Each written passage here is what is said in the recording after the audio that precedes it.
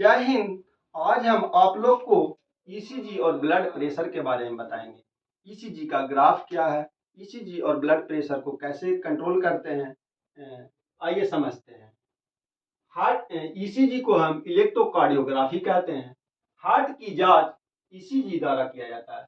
ECG के लिए 12 अलग अलग तरह के लीड लगाए जाते हैं, जिसे ईसीजी लीड कहते हैं। ब्लड इसी भाग से शरीर के अंदर जाता है। आइए समझते हैं। जब ब्लड दायां अलिंद से होकर वह नीले में गया और वहां से पंप किया, तो इन सारी क्रिया को QRS द्वारा दिखाया जाता है। इसे ही हम QRS कॉम्प्लेक्स कहते हैं। जब P बहुत बढ़ जाता है तो भी दिक्कत है, P कम जाता है तो भी दिक्कत है। आर का मैग्नीट्यूड ज्यादा दिख रहा है तो हार्ट तेजी से पंप करेगा, और नीचा दिख रहा है तो धीरे पंप करेगा, और इसी तरह यह बार बार दोहराते जाता है।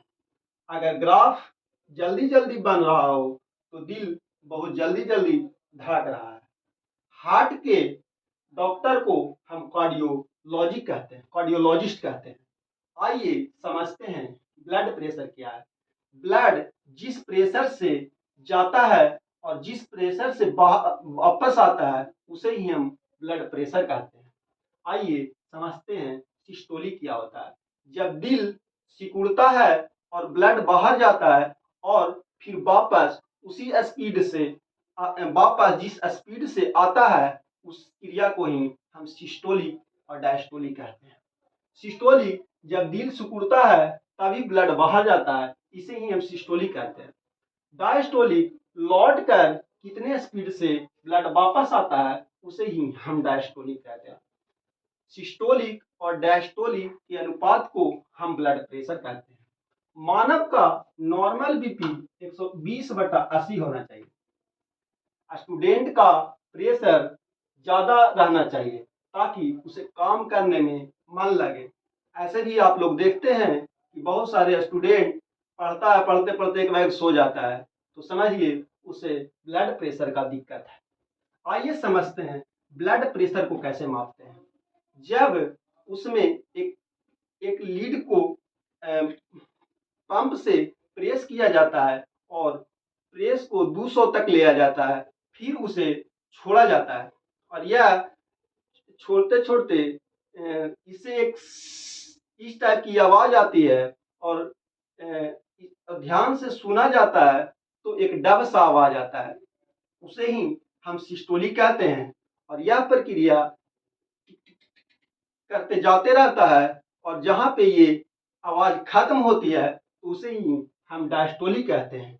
इसी तरह से हम ब्लड प्रेशर को नापते हैं।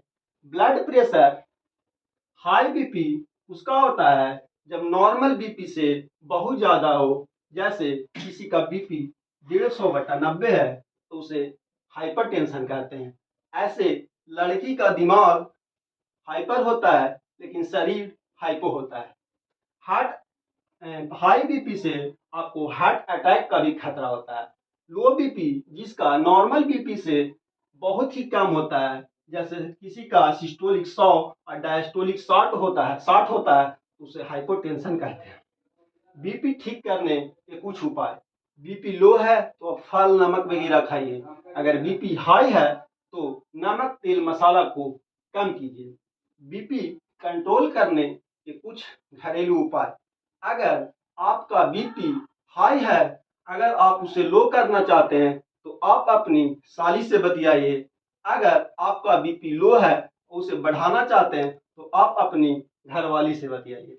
अगर आपका घरवाली नहीं है तो आप अपनी गर्लफ्रेंड से बतियाइए। आप सारे परिवार से मेरा अनुरोध है कि आपके बच्चा अगर उसका बीपी कम है तो आप उसे डॉक्टर का संपर्क करें। जय हिंद।